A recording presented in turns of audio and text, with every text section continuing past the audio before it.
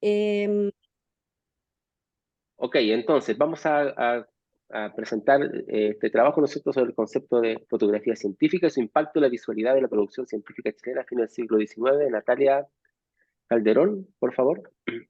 sí. Bueno, yo les voy a presentar este trabajo que la verdad es un trabajo reciente, ¿no? Reciente, yo diría que recién estoy como comenzando. Por lo tanto, esto es como una primera muestra, podríamos decir, de lo que he estado trabajando últimamente. Hoy se me quedó pegado un poco el computador, ahí sí. Eh, por lo tanto, es un trabajo nuevo, ¿verdad? Yo vengo de la fotografía, pero nunca me había dedicado a estudiar la fotografía científica, que es un campo bien particular, por decirlo así, en el campo de la fotografía y que ha sido bien poco estudiado, ¿no?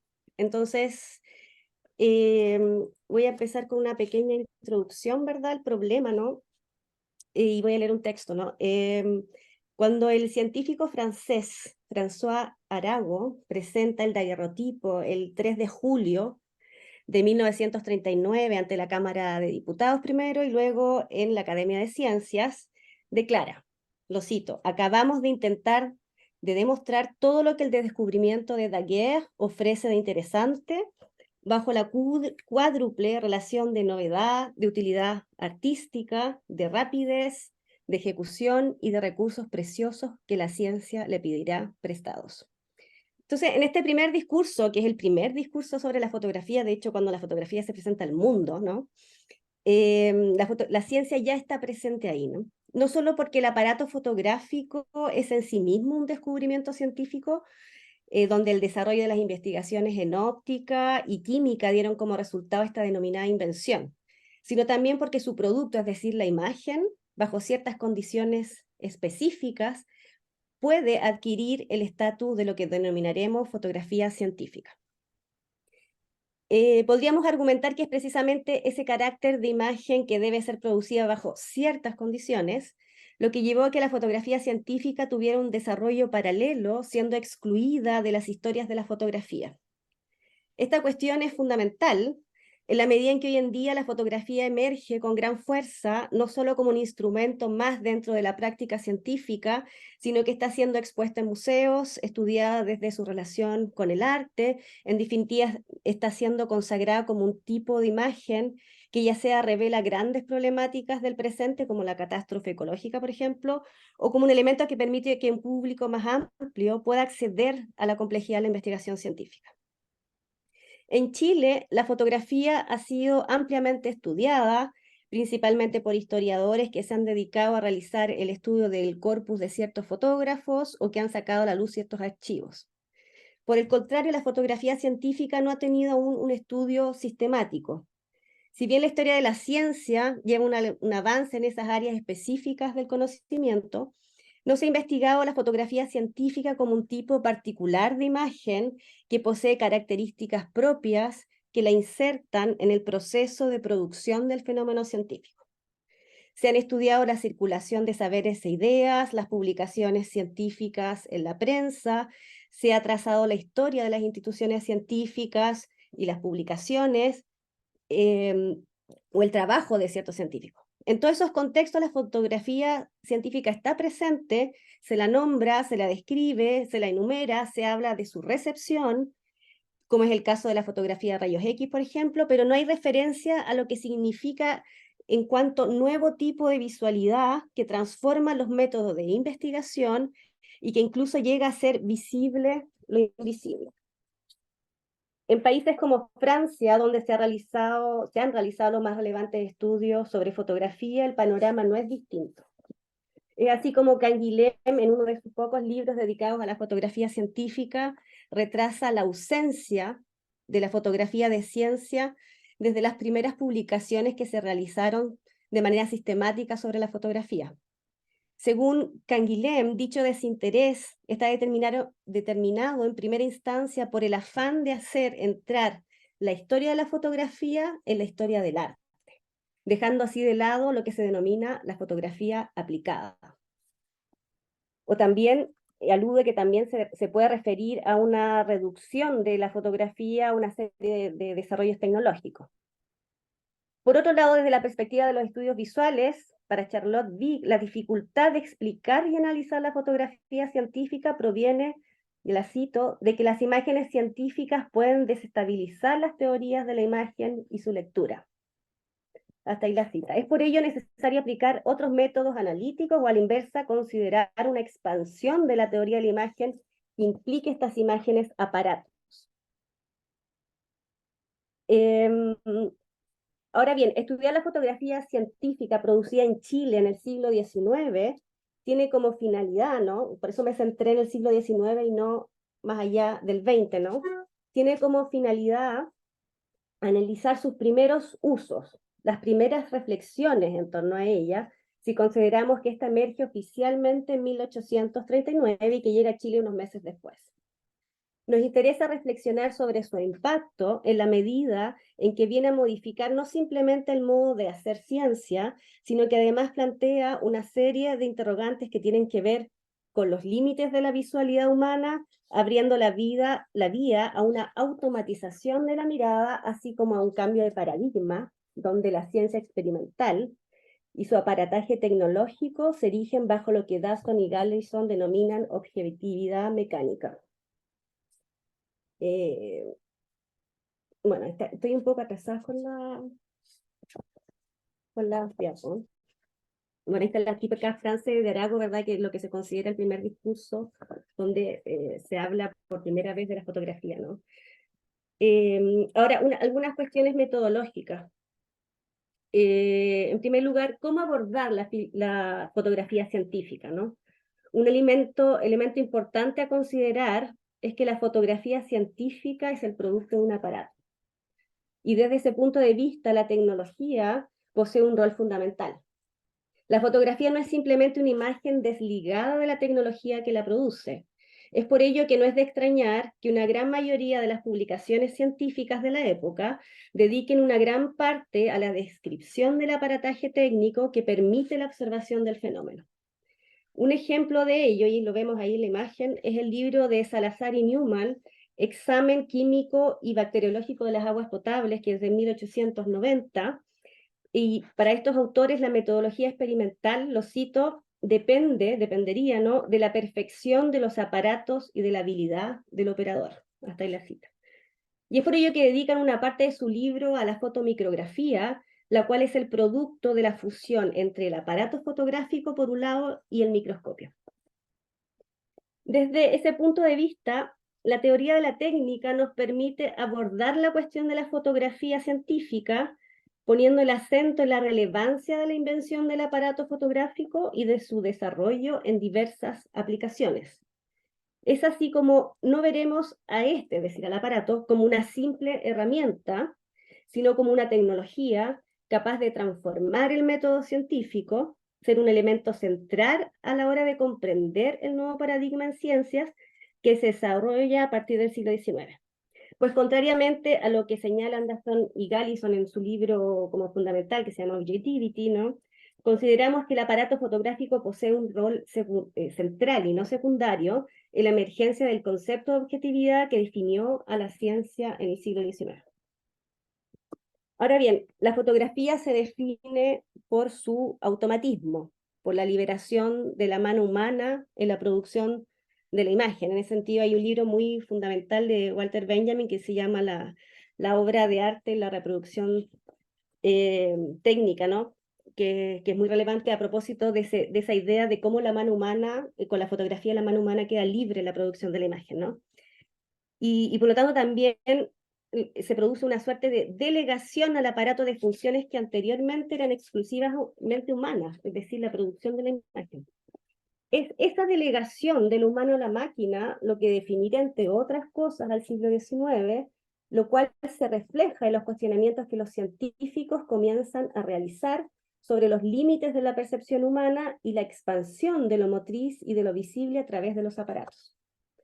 Si ya el microscopio y el telescopio, en cuanto a aparatos ópticos, permitían ver más allá del ojo humano, la cámara fotográfica permite realizar un archivo automático, suerte de memoria externa sin subjetividad. Es así como la introducción de una nueva técnica como la fotografía implicó un cambio de paradigma en la investigación científica, pues no solo implicó un ver mejor o un poder ver incluso lo invisible, tal como ya lo hacían científicos a través del telescopio o el microscopio, sino que el aparato fotográfico, a través de la producción de imágenes técnicas, permite generar un documento objetivo y automático, de una observación que sin ello sería de carácter temporal, pues la única manera de fijar la experiencia científica era a través del dibujo, que dependía a su vez de capacidades manuales del científico, del artista, y de su buena o deficiente visión. A este factor subjetivo de la observación, el astrónomo, podríamos decir, el padre Capelletti, el jesuita acá en Chile, quien fue uno de los primeros en realizar esta fotografía en Chile, le denominó la ecuación personal, es decir, ese factor subjetivo que de alguna manera siempre está presente en la investigación científica.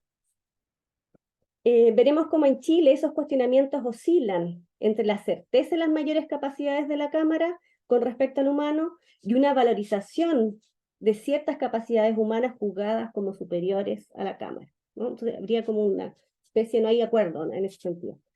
Por otro lado, el concepto de fenomenotécnica, ¿no?, acuñado por el filósofo, ahí entramos en el terreno de la filosofía de la ciencia, ¿no?, por el filósofo de la ciencia Gastón Bachelard, nos permite comprender que los fenómenos son producidos por ciertas técnicas que hacen posible su emergencia como fenómenos, es decir, no hay fenómeno sin una técnica que lo produzca.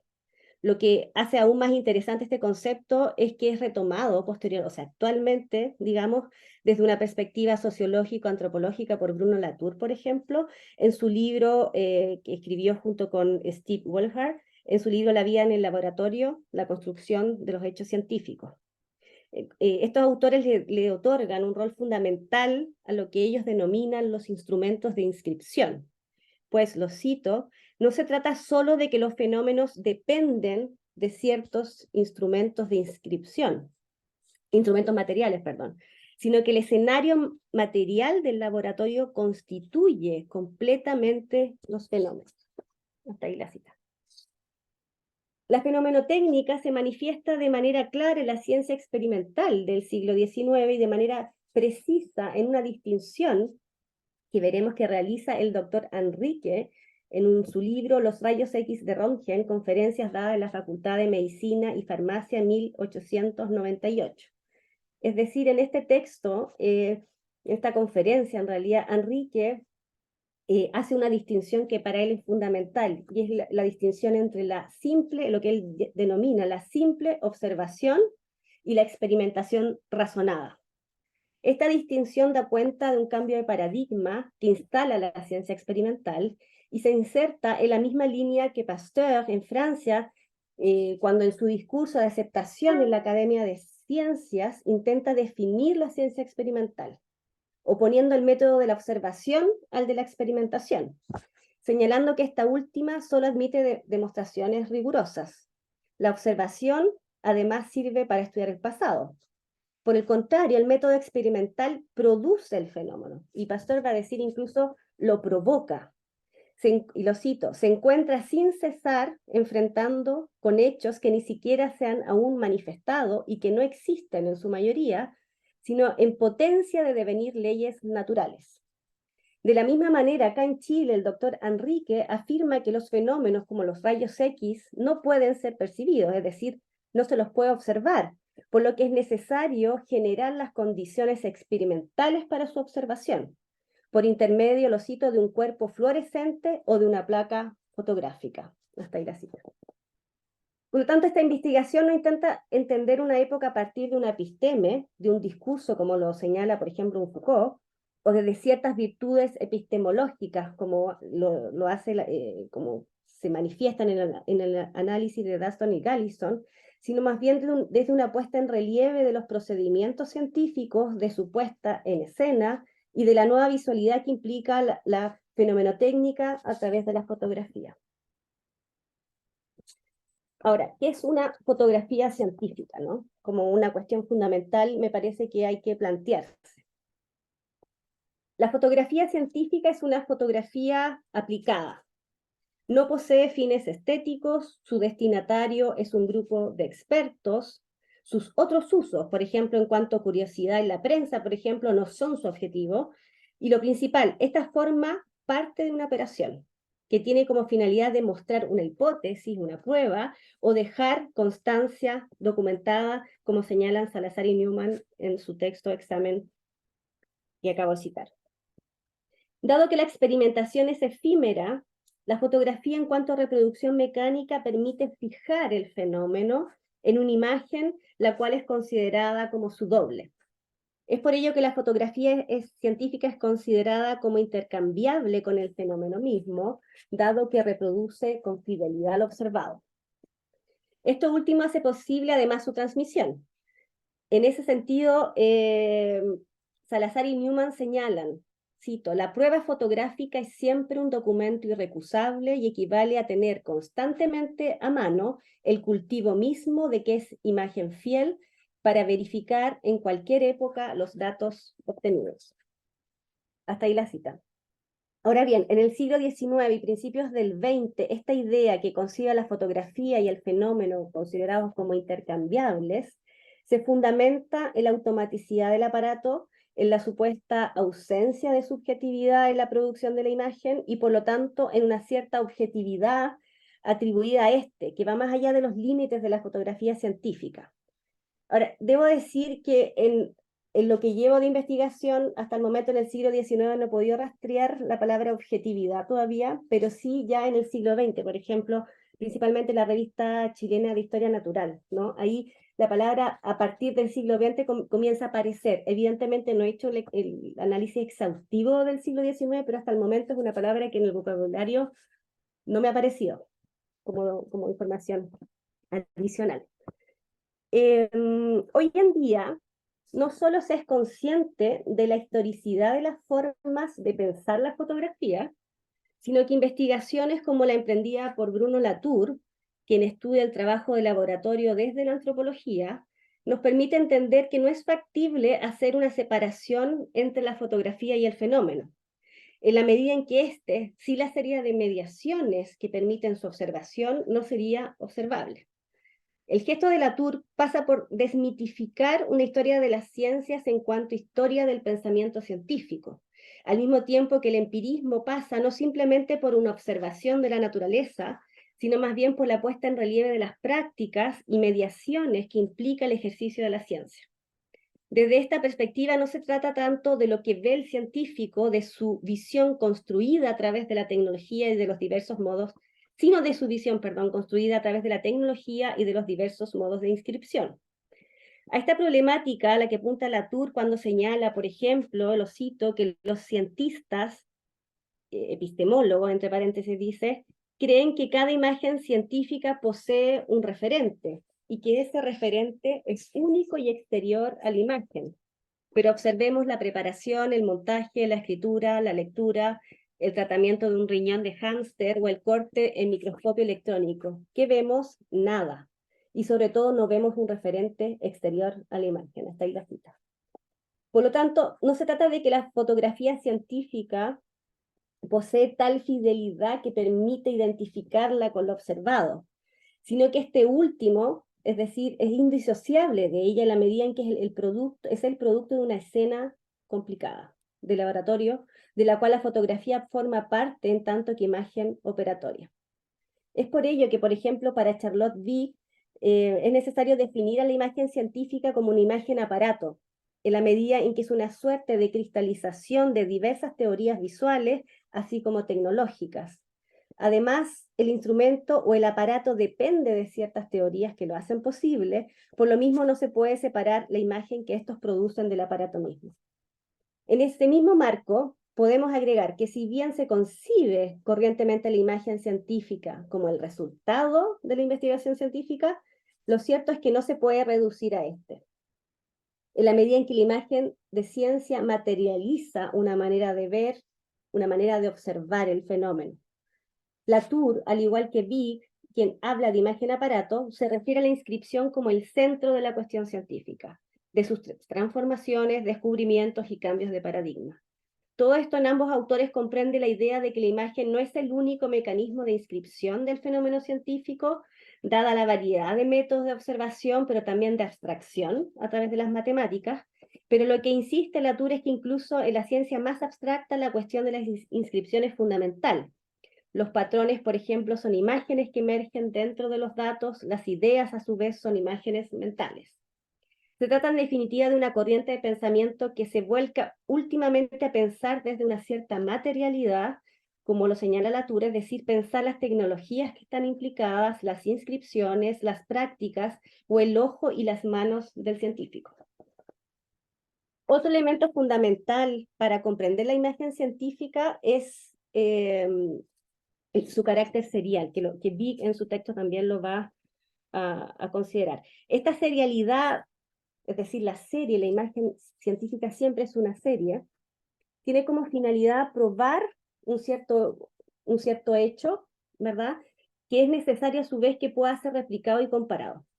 Salazar y Newman también, en el texto ya citado, consideran así que la serie es parte de la metodología que busca evitar los errores de observación, por lo cual no basta el valor aproximado, sino una serie de determinaciones.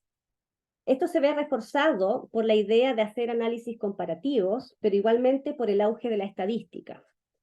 Esto se ve de manera clara en la investigación de Salazar y Newman en la medida en que el análisis bacteriológico de las aguas requiere de una constante supervisión y de un análisis que se da en el tiempo, pues se trata, lo cito, de un encadenamiento de fenómenos y circunstancias.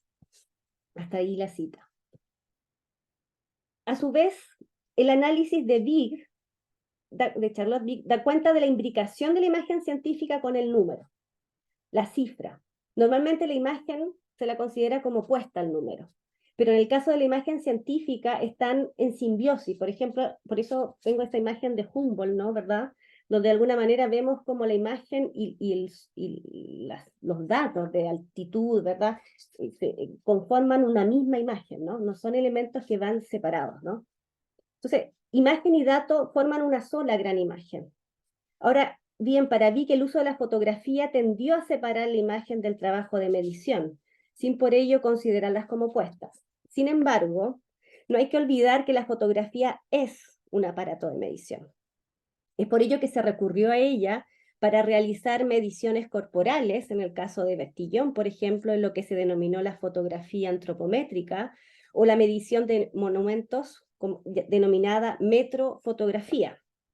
En esta misma línea, Salazar y Newman describe como un tipo de análisis fundamental la toma de medidas micrométricas, que es lo que vemos también en la imagen, es una imagen del libro de Salazar y Newman, ¿no? Donde se ve cómo al microscopio se le incorpora también elementos métricos de medición.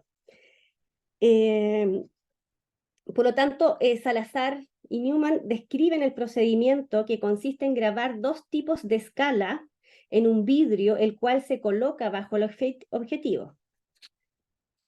Y lo cito, pero más exacto es todavía proyectar sobre el vidrio deslustrado el aparato fotomicrográfico descrito más adelante y las divisiones del micrómetro objetivo. Más aún, dichos autores señalan que incluso es mucho más sencillo, rápido y exacto el procedimiento de recurrir también a la fotografía para hacer la cuenta de las colonias. Es decir, también es un mecanismo que sirve para realizar, para contar elementos que aparecen ahí. En definitiva, la fotografía es igualmente un dispositivo de cálculo, de medición, en la medida en que pertenece al régimen perspectivista, el cual procede a una matematización del mundo, sometiéndola a coordenadas donde las leyes geométricas poseen un rol fundamental. La desconfianza o fotografía y límites de la visión humana. Quizás una de las principales características del siglo XIX es la expansión de la visión humana a través de la fotografía, la que permitió el análisis y la producción del movimiento con la cronofotografía y posteriormente con el cine, o igualmente con la denominada fotografía de lo invisible, término utilizado para definir la fotografía de rayos X. Pero esta expansión visual trajo al mismo tiempo una conciencia de las limitaciones de la visión, la cual se ve sobrepasada por aparatos como la fotografía. es porque la confianza en las capacidades visuales y de registros de la fotografía permitían desarrollar un nuevo tipo de ciencia donde toda subjetividad quedaba relegada a un segundo plano, tal como lo declara Jules Lewis en su libro Iconografía fotográfica de los centros nerviosos, que es del 73, ¿no? Quien frente a las críticas recibidas a sus precedentes dibujos del sistema nervioso, los cuales fueron considerados como intervenidos por la imaginación y limitados por su visión, señala, lo cito, decidí de esta manera, borrándome completamente y sustituyendo por la acción de la luz mi propia personalidad, obtener una reproducción tan impersonal como auténtica de los principales detalles anatómicos. Ahí se ve una imagen de ese atlas, ¿no? De Iconographie photographique de Saint-Bernardin, de Luis. Ahora bien, esta confianza casi absoluta en las posibilidades de la fotografía científica en la Europa del siglo XIX dista de ser completamente compartida en Chile, donde podemos hablar más bien de una época quizás de transición, podríamos denominarla de esa manera. Es decir, ciertamente los científicos chilenos comienzan a tener conciencia de las limitaciones de la observación a través del ojo, pero dado que la técnica en Chile aún no está muy desarrollada, se es consciente de las limitaciones técnicas que impiden la observación en condiciones óptimas.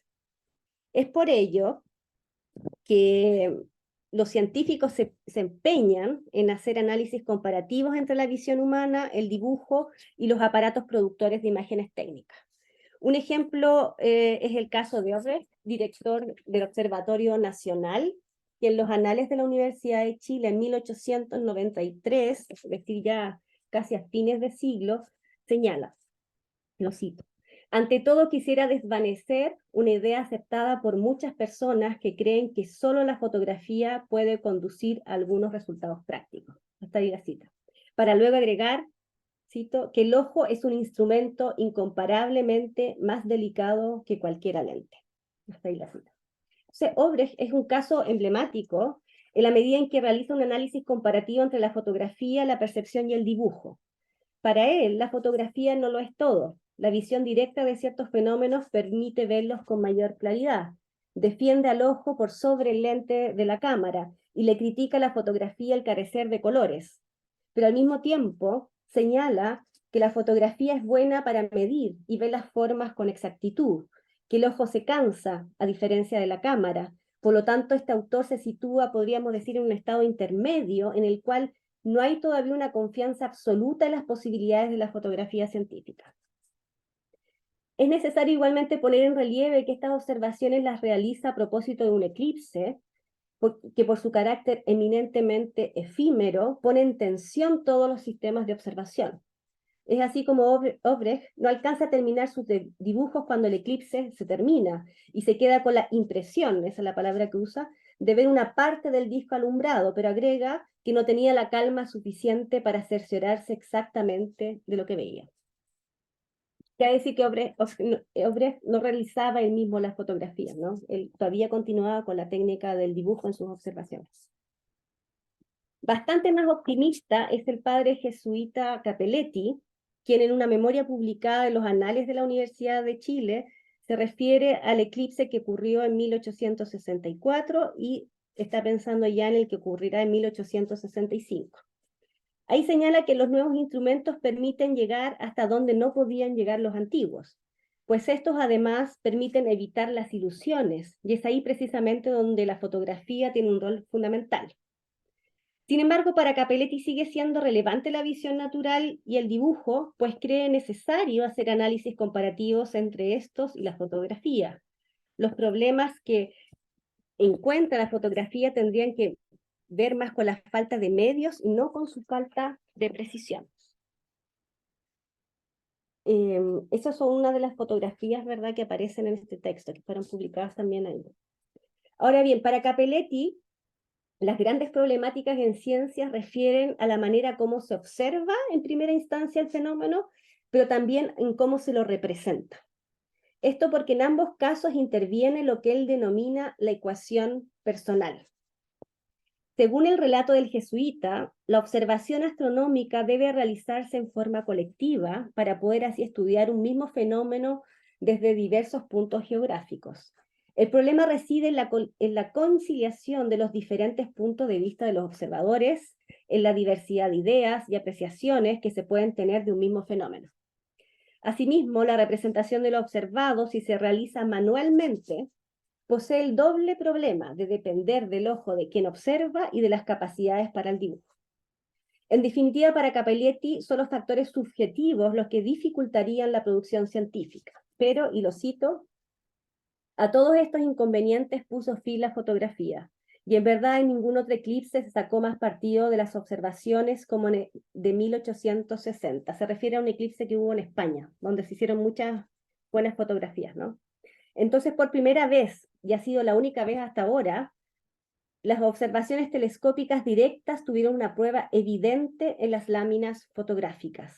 Y las imágenes diferentes que se sacaron de la totalidad fueron comprobadas con las observaciones directas y como por algunas fotografías corrigió la observación, así por otras la observación explicó la fotografía, de manera que por medio de las dos se llegó a un resultado mucho más satisfactorio del que se habría obtenido si hubiera la fotografía. Es decir, para Cappelletti lo ideal, ¿verdad?, es someter constantemente a esta comparación el dibujo y la imagen fotográfica, ¿no?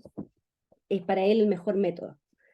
El jesuita poseía una concepción de la fotografía que la consideraba como fija y estable, a diferencia de la incertidumbre de la observación directa. Es por ello que cita las reflexiones del padre Secchi, que va en esa misma dirección y que manifiesta un optimismo radical con respecto a la fotografía y una crítica al rol de la subjetividad en ciencias. Si bien la observación directa sirve de parámetro comparativo y puede incluso explicar ciertos fenómenos que son registrados en la fotografía, es cierto que esta última posee un grado mayor de certeza y supera desde ese punto de vista las capacidades humanas de observación y registro. Ahora me voy a referir a este texto, ¿verdad?, que considero que es muy, muy relevante, ¿no?, que se llama, que es Salazar y Newman. Hoy tengo un problema con mi computador que se me quedó, no puedo manipularlo bien. Perdón, ahora sí. Si me dan un segundo, ahí sí. Bueno, me voy a referir a este libro que se llama Examen Químico Bacteriológico de las Aguas Potables, ¿no?, un texto del año 1890, ¿no? Ahora, el libro de Salazar y Newman, Examen Químico y Bacteriológico de las Aguas Potables, sitúa la producción científica realizada en Valparaíso, ¿no?, porque todo esto se realizó en el contexto del laboratorio naval, ¿no?, donde sus dos primeras publicaciones son de ese laboratorio. Por lo tanto, sitúa la producción científica realizada en Valparaíso en un espacio de relevancia en cuanto desarrollan un campo de investigación reciente a nivel mundial, es decir, la microbiología, ¿no? Hay que decir que realmente en la época era una ciencia nueva y las investigaciones de Pasteur eran relativamente recientes, por lo tanto, todavía se habla en ese contexto, en toda la bibliografía, como de un área de investigación que todavía no tiene certezas absolutas, ¿no? Y es en ese contexto en el cual se sitúa este libro. Este campo, ¿verdad?, la microbiología, tiene un particular interés en la medida en que la fotografía juega un rol central. En su libro agradecen a todos los laboratorios europeos que tuvieron la ocasión de recorrer, y en especial al doctor Miquel, director del laboratorio Montsouris y de los anales de micrografía, ¿verdad? Revistas de relevancia, pues se publican ahí los últimos avances y descubrimientos en esta nueva ciencia que es la microbiología. Y es ahí donde, por ejemplo, en el tomo 1 de esos anales, ¿verdad?, es el mismo doctor Miquel quien hace una reseña a otro libro de estos autores que se llama Notas sobre el espíritu del cólera asiático, que fue publicado en Valparaíso en 1888, el cual contiene 7 fotomicrografías. Lamentablemente todavía no he podido encontrar este libro. Si alguien sabe algo, por favor, se los agradecería un montón. Ahora bien, el examen químico, o sea, acá lo que vemos en la imagen es los anales de micrografía, donde está la reseña hecha al libro, ¿verdad?, de Salazar y Newman, ¿no? Hecha por el doctor Miquel. Ahora bien, el examen clínico presenta un interés particular, este libro, ¿verdad? En la medida en que contiene no solo una gran cantidad de microfotografías, sino que es a la vez una suerte de manual que contiene las principales metodologías de investigación de análisis bacteriológico, cuya finalidad es su aplicación en otras zonas del país. Por lo tanto, el libro forma parte de una estrategia que tiene que ver con políticas públicas, con higienismo y con la expansión de metodologías de investigación propias a la ciencia experimental. En cuanto al método, pone en relieve la relevancia de la microfotografía y el especial espacio que ocupa esta dentro de una serie de procedimientos que van desde el análisis químico hasta la estadística. Su función principal es, cito, dejar constancia de las observaciones hechas. Hasta ahí la cita. Sin correr el riesgo de carecer de fidelidad, exactitud, a diferencia de la simple representación gráfica, que puede carecer de valor si no cumple con esos criterios. Por el contrario, la prueba fotográfica es siempre un documento irrecusable y que vale a tener constantemente a la mano el cultivo mismo de que es imagen fiel para verificar en cualquier época los datos obtenidos. Entonces, a lo largo del texto, los autores insisten constantemente en la necesidad de aplicar en ciertos casos una rectitud de juicio, apelando a lo que Dustin y Galison llaman la virtud epistémica de la época, ¿no? Donde nociones como las de fidelidad que aportan las fotografías son fundamentales. Desde ese punto de vista, la fotografía permite dejar un registro de una observación en la cual la subjetividad queda relegada en la producción de la imagen. Por otro lado, la fotografía cumple un rol central en cuanto es capaz de generar un documento de carácter general, es decir, permite que una experiencia particular del laboratorio pueda acceder a una red de conocimiento. La fotografía permite la circulación de este último, en la medida en que no hay conocimiento científico real, sino es validado por la comunidad científica. En esta línea, Bruno Latour, a propósito de las imágenes científicas, señala, lo cito, nos encontramos convincentemente no encontramos, convincente ninguna explicación de las ciencias que hablan de la inscripción, de la encuadernación, del fisiógrafo, de instrumentos, de diagramas, sino solamente aquellas que relacionan estas prácticas con el movimiento de movilización. Hasta ahí la cita.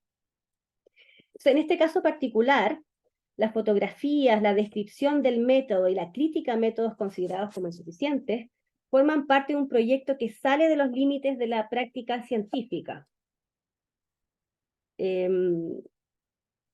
Pues su finalidad es expandir las metodologías de análisis para que éstas puedan ser implementadas en otras regiones de Chile y contribuir con ello a dotar de agua potable a regiones que carecen de ella, levantando al mismo tiempo problemas de higienismo, de geografía y reconociendo al mismo tiempo un nuevo actor en esta cadena, es decir, los microbios y las bacterias. Todas estas imágenes son del libro, ¿no?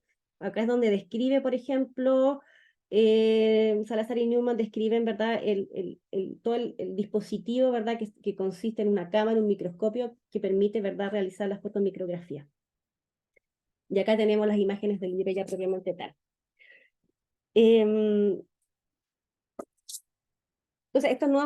este libro también tiene como finalidad, ¿verdad?, reconocer un nuevo actor en esta cadena que son los microbios y las bacterias, haciéndolos visibles a través de la fotografía, pues no solo se trata de que no hayan sido observados anteriormente, sino que no se los reconocía como un actor que afecta a la vida humana. Por lo tanto, el libro de Salazar y Newman apuntan a eso, ¿no? Es decir, a demostrar que por medio de una metodología especial y por medio de fotografías es posible demostrar la existencia de estos nuevos actores, ¿verdad?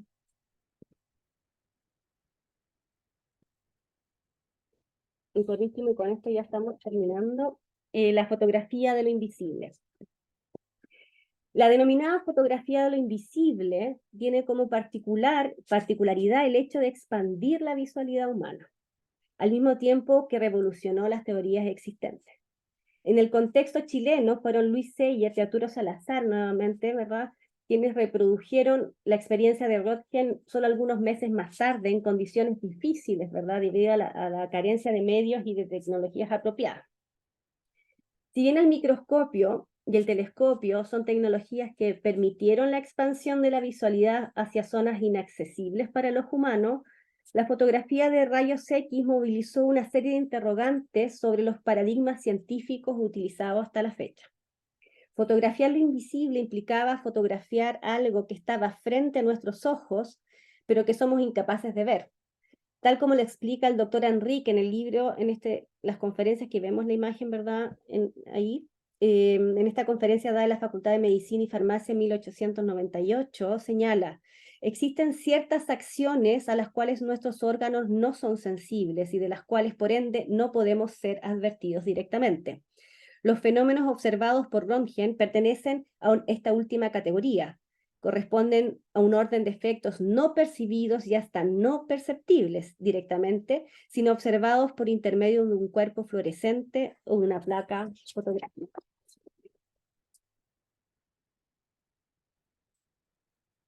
Ahí hay algunas imágenes también del libro, ¿no? Es decir, se trata de un tipo de percepción que requiere de intermediarios, y uno de ellos es la fotografía, la cual es capaz de generar un registro de aquello que el ojo humano no es capaz de ver. Estas mismas ideas las plantea Sayers mismo, ¿verdad?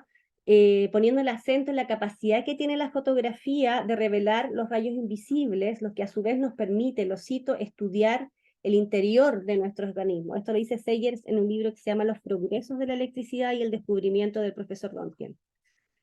Ahora, en definitiva, el poder de los rayos X radica no solo en que no los vemos, sino en que nos permiten traspasar la materia para ver el interior de los cuerpos sin necesidad de abrirlo.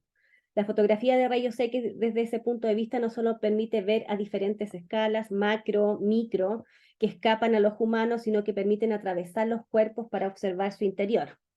Es así como estas primeras fotografías de rayos X realizadas en Chile observan el interior de una mano humana, de una rana, un picaflor, ¿verdad? Esas son las cosas que se contienen este libro, y dichas fotografías fueron realizadas además por un importante y reconocido fotógrafo que es Félix Leblanc, lo que demuestra la colaboración entre los laboratorios e importantes fotógrafos de la época, ¿no? La imagen que vemos al medio, como que puse ahí, es de Valparaíso, y esa es una de las fotografías, yo creo, más icónicas de Félix Leblanc, ¿no? Que el primero trabajó en Valparaíso, luego se trasladó en Santiago, y que colabora, ¿verdad?, con el doctor Enrique en estas radiografías, para realizar estas radiografías. Y a modo de conclusión, y aquí termino, ¿no?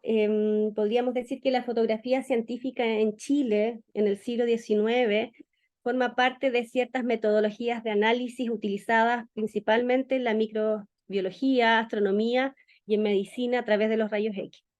Los científicos chilenos, dentro de su propia praxis científica, es decir, en el mismo ejercicio de la experimentación, se refieren a cuestiones que tienen que ver con la visualidad y cómo la fotografía científica les permite dar una solución a la cuestión del factor subjetivo en la observación directa, que se torna problemático en el contexto de la nueva ciencia experimental, donde más que observar el fenómeno, se lo produce o incluso se lo provoca, como dirá Pasteur, ¿no?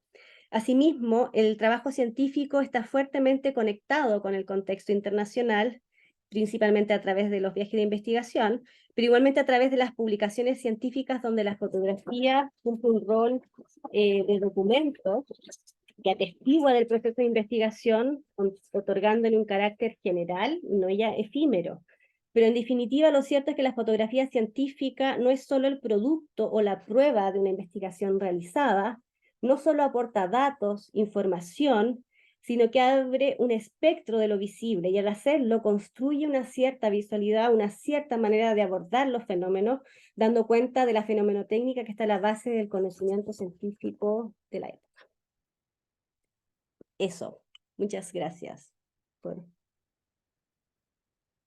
tu atención. Hoy yo estoy un poco resfriada, así que... No te preocupes. Muchas gracias, Natalia. ¿Se escucha bien? Sí, sí, sí. Sí. Muchas gracias entonces por la presentación. Bueno, este es el momento en que dejamos para poder hacer preguntas, discutir o algún tipo de comentario también. Pueden, las personas que no tengan micrófono o que quieran escribirlo también lo pueden hacer a través del chat. Bueno, yo te quiero decir solamente un par de cosas para comenzar un poco la discusión, ¿no? Lo primero es, tú nos dejas el lado flaco, el lado débil de nuestro trabajo de manera bastante evidente Porque lo que hemos trabajado, por ejemplo, las ciencias, llamadas ciencias, digamos, observacionales del espacio o de los cielos, hemos registrado muchísimo todo el tema de la fotografía. O sea, nosotros tenemos un registro de archivos de las Ujú, cámaras que se compran, de cómo se instalan los instrumentos.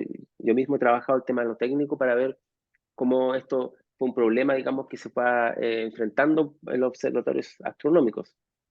Eh, Tenemos las placas están en el observatorio astronómico, incluso hoy día sabemos también que el cometa Halley, ¿no es cierto?, a principios del siglo XX también fue un fenómeno que tanto que como fue registrado en Chile, pero también sirvió para mostrar, en el caso de Ristenpark, que era el director a principios del siglo XX, ujú. mostrar, ¿no es cierto?, la tarea de los astrónomos fuera, ¿no es cierto?, con conferencias públicas.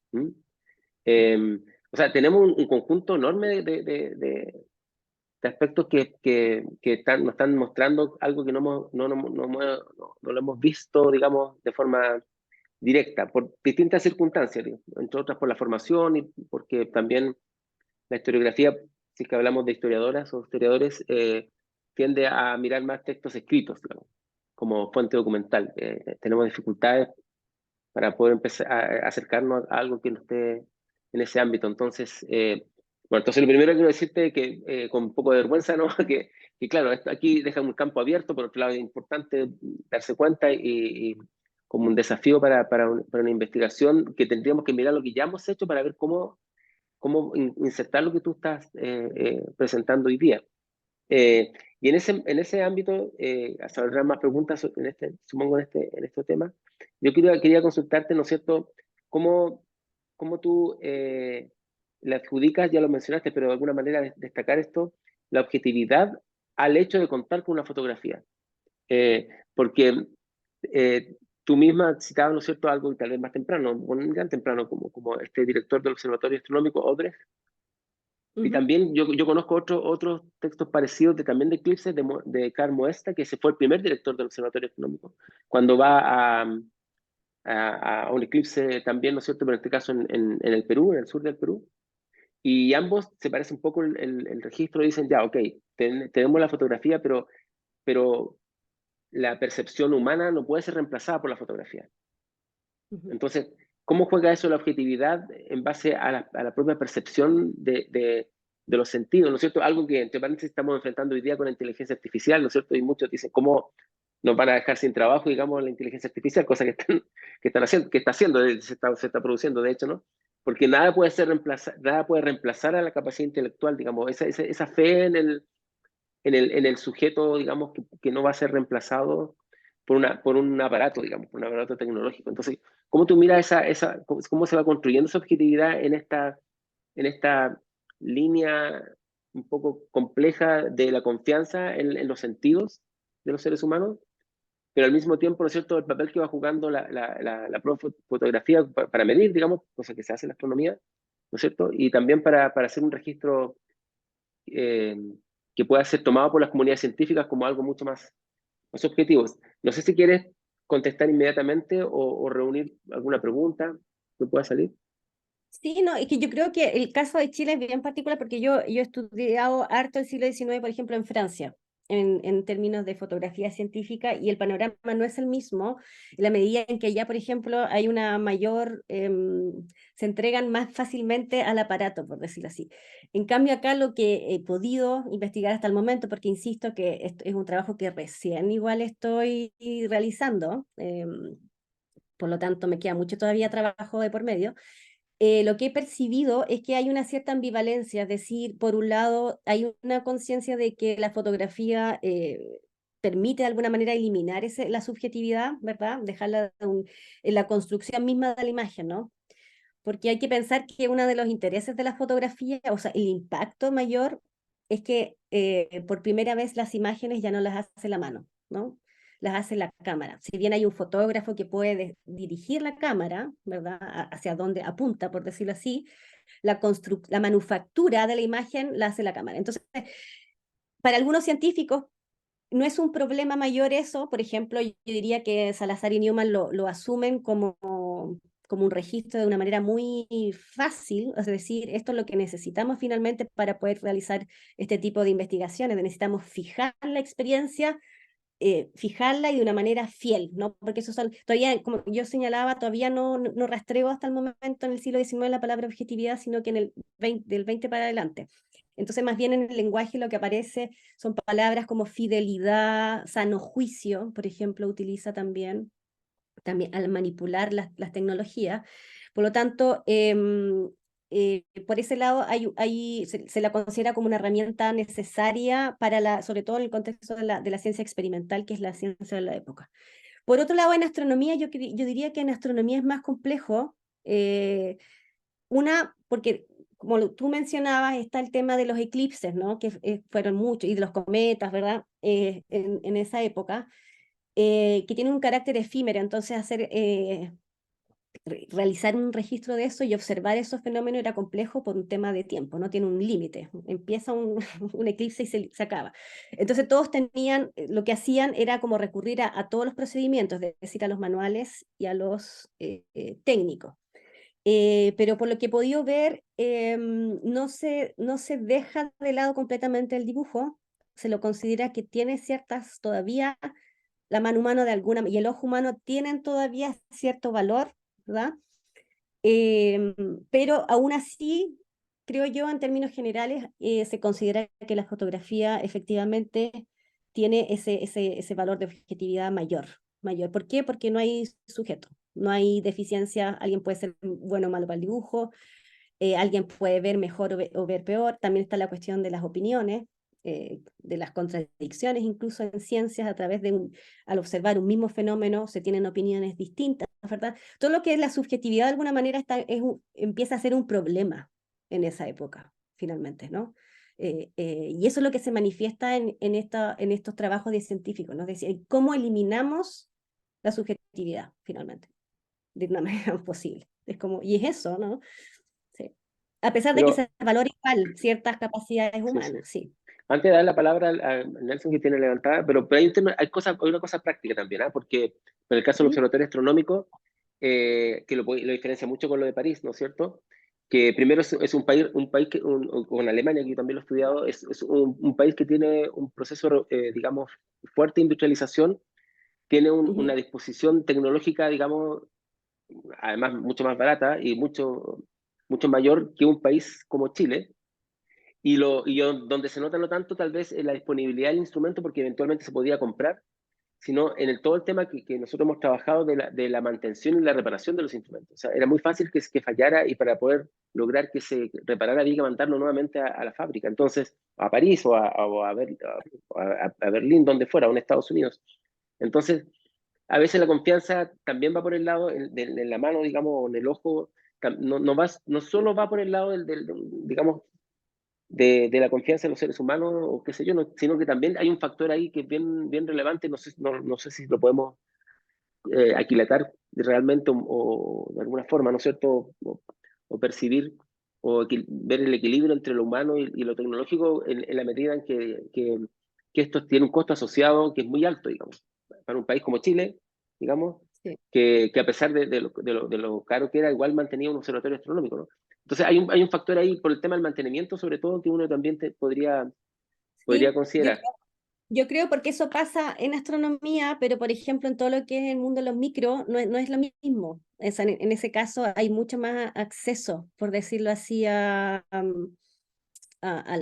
o sea, por ejemplo, todo este aparataje técnico es Salazar quien lo arma, por ejemplo, hizo la radiografía, en fin, se las arreglan con lo que hay, digamos, pero tienen alguna mayor factibilidad de poder manejar esas tecnologías. Yo creo que en astronomía el factor tecnológico era más complejo y por eso también estas mismas dudas, quizás, ¿no? Yo creo que van de la mano, de todas maneras, sí. Ok, no quiero seguir monopolizando. Nelson, entonces, tenía una mano levantada. Sí, gracias. Aprovechando la conexión, porque tenía muchos problemas de conexión en este rato. Pero felicitarte, Natalia, agradecerte la presentación, por supuesto. Y tal como lo estaba señalando Carlos, lo que está ocurriendo aquí es una ampliación de las posibilidades de los trabajos que hemos venido desarrollando. cada quien con distintos componentes, pero también que la imagen ha tenido un cierto tratamiento, ¿no? Esa ha sido una de las cosas que Peter Burke hizo ver a propósito de su libro de Eyewitness, ¿no? Y en ese sentido es que quería abordar dos o tal vez tres elementos, ¿no? Uno que me parece que es importante en términos de cuál es la aproximación que podemos tener, que en tu presentación señalabas que la fotografía científica tiene un estudio relativamente escaso y yo diría que hay una cierta abundancia a partir de lo que al menos fue la experiencia mía en una escuela de representaciones visuales de la ciencia el año 2011 con el Instituto de Estudios Catalanes en Menorca y en donde pudimos ver bastante desarrollo, digamos. Efectivamente, en este campo más bien de amplio, ¿no? De representaciones visuales. Y eso tú lo abordaste en tu presentación y creo que es necesario de recalcar, ¿no? La fotografía como un elemento más que contribuye es un tipo de documentación con la que hay que trabajar bajo ciertas especificidades, ¿no? Y que son aquellas que permite ver Roland Barthes, pero también, qué sé yo, Víctor Stoichita y otra gente que trabaja sobre la cuestión del simulacro o el espectro, ¿no? ¿Qué es lo que hay en esa imagen que se está viendo? Y que no es tan distinta de la fotografía respecto a los dibujos, por ejemplo, ¿no? O sea, ahí hay unas ciertas continuidades, también se puede apreciar mejor eso en la historia del arte, en los temas de paisaje, por ejemplo, y que habla acerca del encuadre. Y esto lo quería conectar con este segundo elemento que tú mencionaste como parte de una cierta definición que por ahí circulaba, la cuestión de la estética, ¿no? Decía, una imagen que no tiene propósitos estéticos. Y yo matizaría eso en términos de proponer una revisión de estas imágenes con una estética que es la estética científica, ¿no? A mí me pasa lo mismo con el tema de la fotografía técnica, ¿no? Que la fotografía técnica aparece al ojo digamos, cotidiano, como una fotografía fea de un fierro, de una cosa que no se entiende bien qué es lo que hay allí, y que tú dices, bueno, ¿y esto para qué sirve? Etcétera. Y la fotografía científica no está nada lejos de eso, ¿no? O sea, que tiene una estética en la que la imagen no sabe hablar y no se sabe bien qué es lo que dice, ¿sí? Eh, esto se puede ver dependiendo del tipo de escala de imagen que se toma y para qué propósito, ¿sí?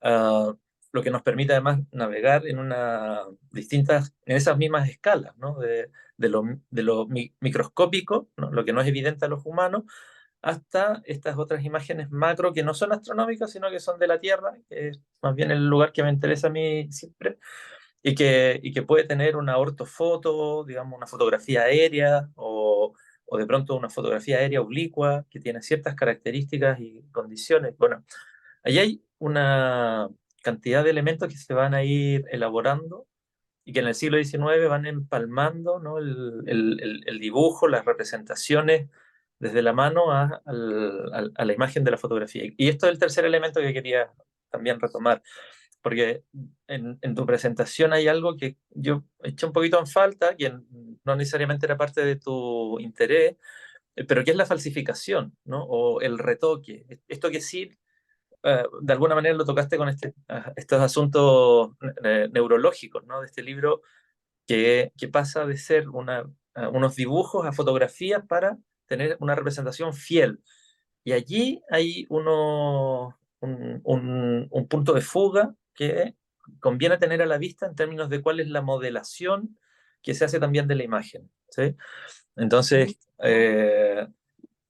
un elemento añadido, digamos, que que es una mera especulación, nada más, pero a propósito de que en los nombres que fueron apareciendo hay algunos que me pareció que podían estar lindando ahí las zonas de Francia y Cataluña, ¿no? Y hay una historia catalana bien interesante a propósito de la invención de la instantaneidad, ¿sí? Que era el problema de la fotografía en el siglo XIX, que no se podía hacer fotografía eh, que no fuera, que pudiera ser en campo abierto por el problema de la instantaneidad y el manejo de la luz, ¿no? Y fueron un par de catalanes que generan la combinación química apropiada para que pudiesen empezar a hacerse fotografías en exterior. Y ahí uno podría decir también hay una cierta historia de la propia fotografía que podría vincularse con estos campos de interés científico en un sitio en el que había este ambiente cultural en el que eran combinables los distintos elementos. Perdón lo largo de la intervención, pero me entusiasmó mucho la presentación. Eso, gracias. No, mira, con respecto a eso último, o sea, la puesta en escena y todo efectivamente es parte de la producción científica, ¿no? Yo creo que una de las cosas como que me gusta insistir es que no hay fenómenos científicos sin toda esa puesta en escena finalmente que implica la ciencia, que implica la manipulación, si eso es parte de, ¿no? Evidentemente, si se habla de objetividad en esa época es porque el discurso de la época cuando aparece este aparato se le cree, se le atribuyen finalmente esas características de objetividad, pero es una atribución de la época que evidentemente eh, no es que no sea así, pero de alguna manera es cuestionable en la medida en que evidentemente es una serie de manipulaciones, pero hoy en día estamos en el mismo problema finalmente, ¿no? Hoy día hay otras tecnologías finalmente como para hacernos ver, ¿verdad? Las imágenes y con respecto a las cuestiones estéticas es que finalmente lo que ha pasado mucho con la fotografía científica es que se le ha tendido mucho a ser absorbida por la historia del arte, ¿no? Esto quizás también porque las vanguardias artísticas principalmente se inspiraron mucho de la fotografía científica a principios del siglo XX. La radiografía, o sea, Marcel Duchamp, por ejemplo, con la obra de Jules Marais, fotográfica, que es científica, pero que finalmente hoy día se la considera como obra de arte, ¿no? ¿Verdad?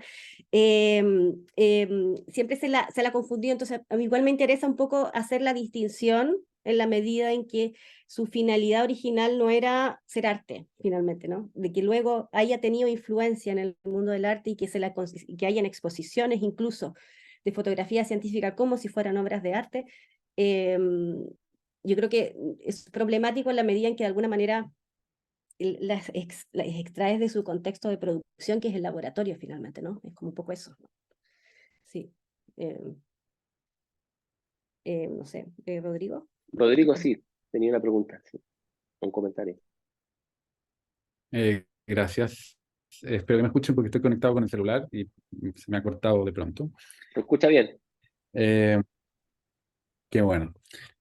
Bueno, primero felicitarte, Natalia, porque me parece que fue una muy buena presentación, muy interesante, muy bien articulada en términos teóricos y también en términos empíricos, con datos súper interesantes que desconocía y que me parecen muy, muy sugerentes.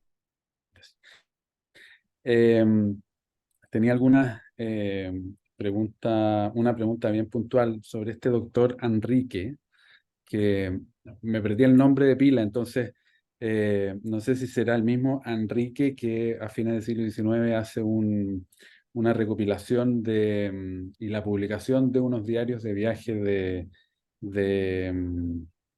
de Muñoz Gamero, un infortunado explorador del habla antigua y de Magallanes eh, cuyo diario había permanecido unos 50 años inéditos y fue publicado a fines del siglo XIX. Esa es una pregunta muy de detalle. Y lo otro que me pareció que en la búsqueda sobre la idea de la objetividad, digamos el concepto de la objetividad, eh, mientras, eh, mientras hacía la presentación, busqué muy rápidamente en una base de datos de periódicos, que después te puedo dar el dato de esa base de datos para que hagas una búsqueda más exhaustiva que la que yo pude hacer en un minuto. Y aparecía la palabra objetividad, pero en un contexto bien diferente al del uso científico, que podríamos imaginar como a priori que es más común, y es en el campo de la objetividad jurídica, en un diario chileno en la década de 1880. Y después solamente me apareció, después te puedo dar el dato, por supuesto, me aparecía como referida a temas políticos, jurídico-políticos, como la objetividad, lo anoté rápidamente, objetividad de la política exterior, por ejemplo, a comienzos del siglo XX, y objetividad jurídica en 1881. Pese a que la palabra objetividad en español existía en los diccionarios de mediados del siglo XIX, pero que aparece muy tardíamente en el diccionario oficial del español. Me apareció objetividad recién en 1936, en el de la Real Academia Española de la Lengua, 1936.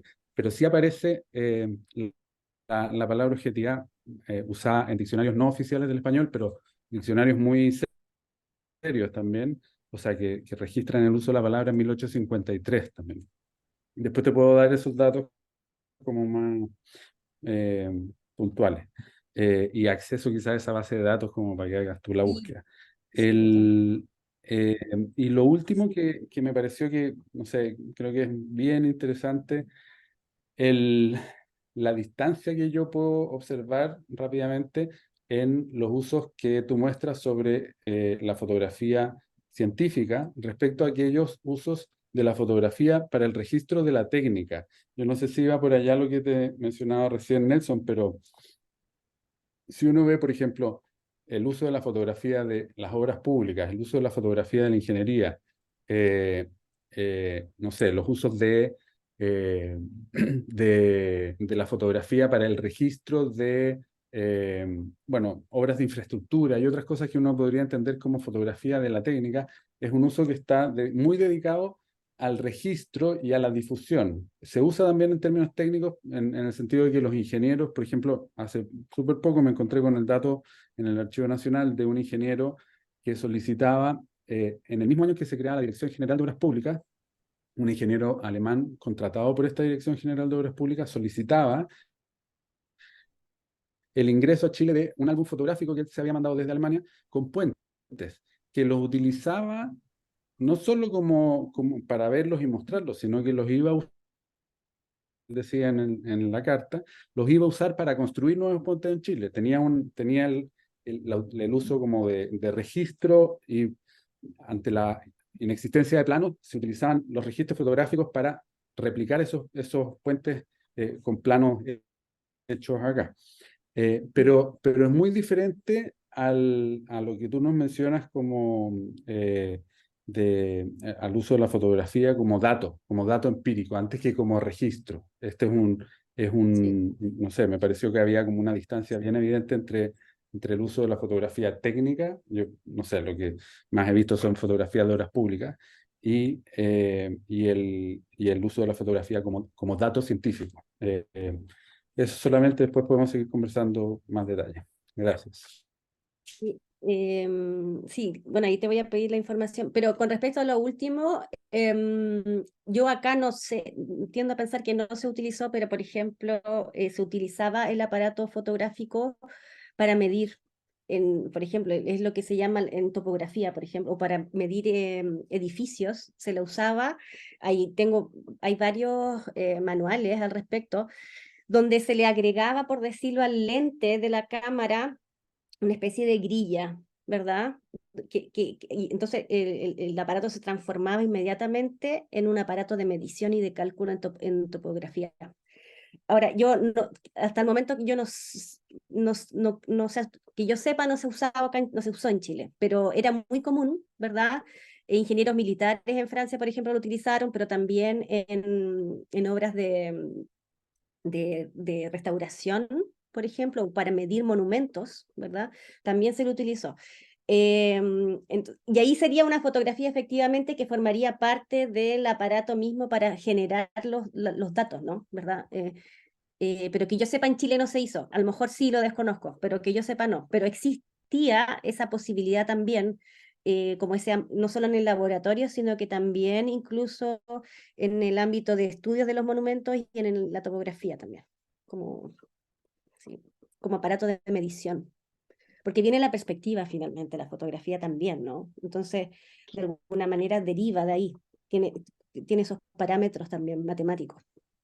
Bueno, Natalia, en la astronomía sí se usa, evidentemente, ¿no? También, claro, En los lentes vienen incorporados micrómetros y eso, ellos toman claro. fotografías también, más en el siglo XX, pero también se utiliza. Y no olvidar también la expedición en la Patagonia de Hans Stefan, que andaba con una Ujú. cámara enorme que yo le perdí la pista. Dentro de las cosas que no he hecho justamente está eso. Y tenemos todo el registro de la cámara, y lo que falta por hacer es la relación que hay entre la medición o el aparato, digamos, fotográfico y el papel que juega eso para después hacer todo el registro topográfico, trigonométrico que les permitía hacer después los mapas. Bueno, Claro. sin información astronómica también complicado esos mapas, digamos, con una información astronómica bien precaria que tenía para el posicionamiento, digamos, preciso, pero también él andaba con una cámara no para tomar fotografías solamente de los paisajes, entre comillas, sino lo utilizaba para medición trigonométrica, o sea, tomaba los puntos centrales, ¿no es cierto?, los puntos más altos de la cordillera para el trabajo que estaba haciendo él de definir dónde estaba el Divortium Aquarium entre Chile y Argentina, cuál era la división de aguas, ¿no es cierto?, la alta cordillera que hacía una suerte de frontera natural que no existe, pero una cosa así, ¿no? Ese era su cometido, por lo tanto, la cámara que él compra o que la adquieren, no recuerdo bien si la compró específicamente para ese viaje, cumple ese rol. O sea, igual se está usando esta cámara, probablemente. Y habría que entrar a los archivos militares, que nosotros tenemos un problema muy grande para entrar a los archivos militares, como en cualquier parte del mundo, pues son estratégicos, en fin. Pero podría también verse ahí un trabajo que nosotros no hemos hecho, por ejemplo, es sobre el Instituto Geográfico Militar, Sí, que es ahí yo un creo tema extraordinario, pero ahí tenemos que empezar a ver cómo acercarnos, digamos, porque tendría que hacerlo con la presencia de ellos mismos, digamos, de propios militares que hagan su trabajo y hay una colaboración. O sea, lo que estoy hablando es que aquí tenemos que seguir colaborando para poder ir armando este puzzle. Mm,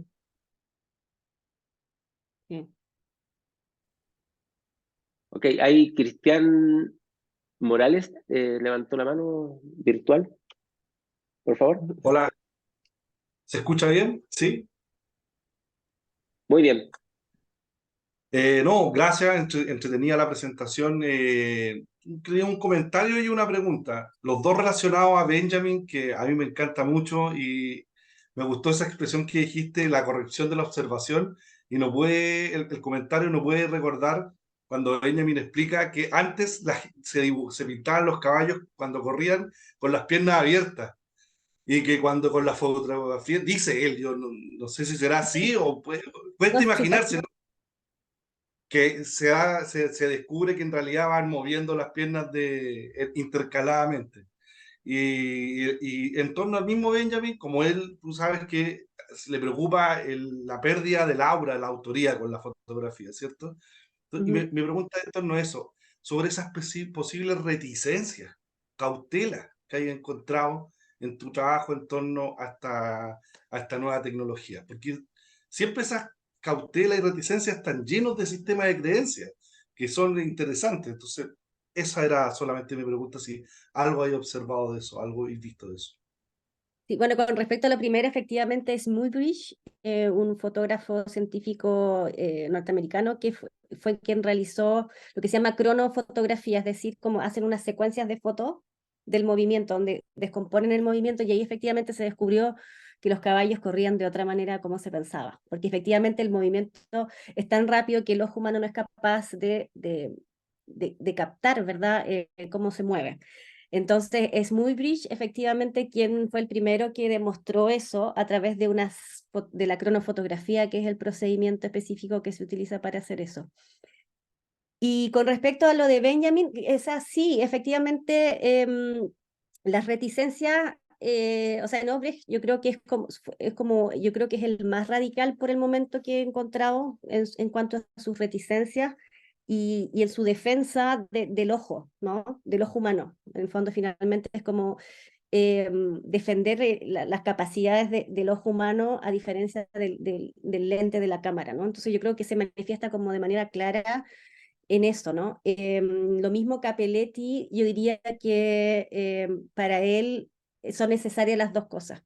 Diría como que él está en una zona más intermedia en la medida en que es muy relevante la fotografía, pero igual el ojo también puede ver cosas que pueden servir como complemento o como comparación, como para realizar análisis comparativos con la cámara fotográfica. Así es que yo diría que, reticencias en contra del aparato mismo, yo creo que no es tan radical, pero de alguna manera hay un cuestionamiento que instala. Yo creo que esa es la cuestión que me interesa también explorar, ese empezar a preguntarse, en realidad, el ojo ve también o no ve como pensábamos, se fijan, también el método de la observación se pone en cuestión, la simple observación, señalan en muchos casos, ¿no? Empieza a ser cuestionado el observar simplemente, sino que en el fondo hay que intervenir y hay que producir la visualidad y para eso se necesita tecnología, no el puro ojo, ¿se fijan? Entonces como que hay un cambio, implica un cambio también en la manera de hacer ciencia y que es la ciencia experimental finalmente, ¿no? Es como, esa es la cuestión, ¿no? Como es la ciencia experimental que implica una intervención mayor para poder ver. No, no basta la observación directa, sino que hay que producir, hay que crear las condiciones para poder observar un fenómeno. Es como un poco eso. Sí. Ahí Rodrigo mandó una propuesta. Ah, de Sí, Muybridge. sí, ahí lo pueden buscar. Oye, una cosa que Un te quería libro. comentar. Perdón, sí, Rodrigo. No, no, es solo el comentario, lo que puse es un libro de Rebecca Solnit sobre Muybridge, que bueno, más allá, además del trabajo sobre el movimiento de los animales, también hace fotografías en el oeste. Entonces, esa investigación y ese ensayo de Rebecca Solnit habla también sobre el uso de la fotografía.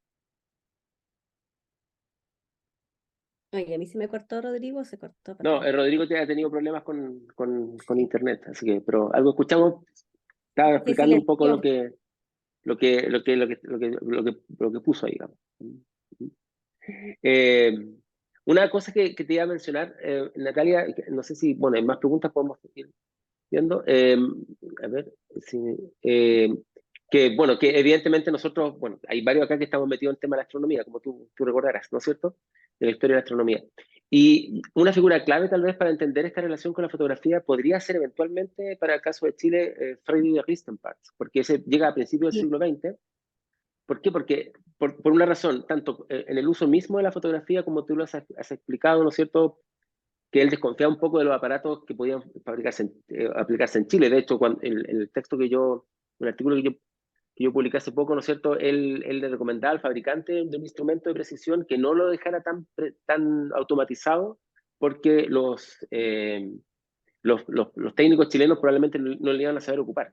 Entonces, él también desconfiaba un poco de esto, pero él incorpora la fotografía como en todo este marco de la Cartusiel también, ¿no?, de ese proyecto astronómico global liderado por París, ¿no es cierto? La fotografía va a jugar un papel, y en fin, no lo hemos estudiado eso, de hecho, nosotros acá ha pasado la Cartusiel completamente desapercibida, hablando de temas que siempre en este laboratorio nacen después como proyecto de investigación, ha pasado, digamos, en estos años muchas veces, capaz que sea el caso.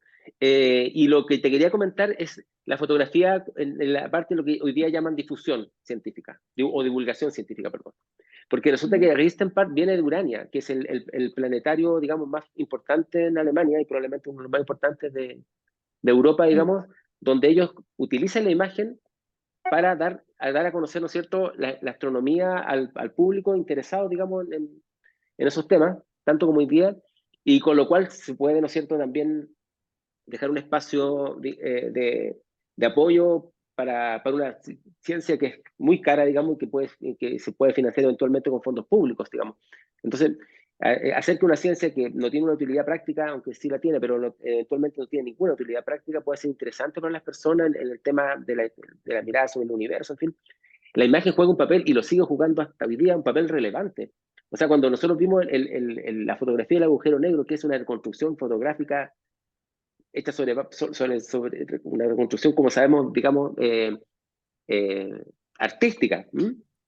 Es un Sobre, gráfico, Carlos, es un gráfico. sobre bases científicas, pero también lo utilizan cada vez cuando ellos dicen esto puede ser en un planeta, digamos, y no hacen una visión del planeta también.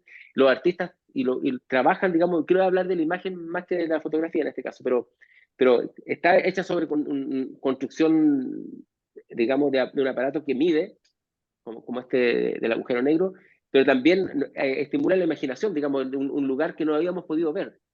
solamente haber tenido como una referencia. Entonces, lo que yo te quería mencionar un poco, tal vez Ristenpark puede ser una figura para el caso de Chile, porque también habría que tomar este papel que juega la fotografía o la reproducción fotográfica artística en el caso de la divulgación científica. ¿Tú ibas a decir algo, Nelson? Sí, sí, Del sí, agujero negro. es que es justamente eso, que te interrumpí ahí para decir que esto es un gráfico, ¿sí? Porque no se ha visto un agujero negro, ¿sí? Y entonces se han gastado billones de dólares, ¿no? En convertir a todo el planeta. Eso es lo que vimos en el documental que lo comentó Lorraine Dunston, ¿no? Y que tenían que usar todo el planeta Tierra como un gran telescopio para poder captar las señales electromagnéticas que se traducían en datos de estadísticos que convertían esto en un gráfico que después lo convierte en una imagen, ¿no? Entonces, es tal cual como estas representaciones del espacio exterior, ¿no? Uno nunca sabe cuándo son de verdad, las tomó el telescopio Hubble o es alguien que empezó a fantasear un poco con cositas y las coloreó, etc. Entonces, el siglo XIX tiene bastante de eso también, ¿no? O sea, cómo el espectro, ¿no? Puede convertirse en un dato. Eso, ahí hay un tránsito en el que finalmente hay que tener fe, ¿no? No es aquello evidente evidente a los sentidos. Y aquí me animo a añadir otro elemento, que es la cuestión del predominio de lo visual respecto del resto de los sentidos en la investigación científica. Entonces, ni lo olfativo, ni lo auditivo, ni lo táctil han tenido el lugar que tiene lo visual y por lo tanto allí la fotografía entra, cala hondo y rápido, ¿no? Porque pareciera que demuestra algo evidente, que interrogados los personajes involucrados, no tiene por qué serlo, ni lo fue. Allí hay bastante campo para investigar. Por ejemplo, ver lo que yo veía con las revistas de ingeniería, ¿no? Cómo van pasando los diagramas del siglo XIX a ser reemplazados por fotografías de los objetos. Bueno, Sí. son elementos que para tomar en el análisis, no sé. No hay ninguna respuesta. Muy interesante esto, Natalia. No, es un tremendo tema. Yo estoy recién empezando, así que también considero, les agradezco igual por todos los comentarios, como sobre todo como en astronomía, efectivamente ahí hay como toda una cantidad de información todavía a explorar. Igual yo me quise limitar por el momento al siglo XIX, porque igual me interesa como tener una visión primeriza con respecto a la foto, porque ya el siglo XX la fotografía ya está más consolidada, podríamos decirlo. Entonces me interesaba igual enfocarme un poco en estos principios, en estos orígenes, donde las cuestiones no están tan seguras, están como recién, digamos, entendiendo finalmente cómo funciona este tipo de tecnología. Bien, bueno, para el siglo XIX también tenemos las placas, hay que buscarlas, están acá en Calán, las placas de espectrografía que fueron analizadas en el marco de la Te voy a cátedra. escribir, Carlos, entonces, te voy a Sí, escribir. sí, vamos a poner en contacto porque ahí puede salir algo. No sé si hay Sí. alguien más, porque no veo ninguna otra mano que esté... Mientras alguien aparece, o sea, para ir mirando la complejidad de esto, así como su fotografía científica y las definiciones de qué es ciencia, también se hace fotografía etnológica, ¿no? Y entonces empiezan a aparecer seres humanos retratados, se empiezan a fabricar imágenes sobre ello, ¿no? O sea, que no es fotografía, pero es película, digamos, las famosas películas de Agostini que reproducen unos ritos que ya no se hacían, digamos, pero al mismo tiempo también la imagen de la circulación de la imagen, ¿no? Una fotografía tomada por los salesianos en Paraguay o al norte de Argentina termina siendo incluida en esto a principios del siglo XX, ¿no? Pero a principios del siglo XXI es incluida en libros de texto para escolares como familias mapuche, ¿sí? Circunstancias de que estas eran guaraníes. Y hay una dimensión eh, que también implica desbordar los límites que suelen ocuparse, ¿no? Es decir, muchas fotografías que no fueron tomadas con un carácter científico terminan teniendo algún tipo de aplicación como de carácter formativo, ¿sí? Y a lo mejor eh, recogido por el mundo académico para generar procesos de reflexión. Ahí hay otro componente más dentro de todo esto. Sí, bueno, la antropología, la otra cosa que acá no sé si se habrá utilizado, pero es la antropometría, ¿no? Que también se usaba la cámara para medir el cuerpo humano a los pueblos indígenas también por las mismas circunstancias, pero yo no sé si acá se utilizó como método así estrictamente. Se fotografiaban, pero no sé si con una finalidad antropométrica propiamente tal, con los métodos que eran bien determinados con los demás, como bien específicos, ¿no? Sí, sí, sí, sí. Habría que preguntarle a la colega Prieto, que ahora estuvo hoy día, que normalmente viene al laboratorio, que ella ha trabajado estos temas en la Flaxo en Ecuador. Tenemos Javiera Oróstica, me parece. Sí. Hola. Gracias. Eh, ¿Sí? Respecto a lo que mencionó Nelson, que yo vengo del mundo de la arqueología y también quería preguntarte, Natalia, como si en ese futuro investigación respecto a la fotografía del siglo XX pensabas abordar temas relacionados a la antropología y la arqueología como dentro del mundo de la fotografía científica, porque sobre todo en la arqueología, que es, bueno, el tema que yo más trabajo, la fotografía se trabajó como un método de registro científico, por ejemplo, de piezas, de sitios, pero que también, ahora que estoy estudiando el tema de la fotografía dentro de la arqueología, me he podido dar cuenta que también son relatos que los científicos de la época querían construir en esa fotografía.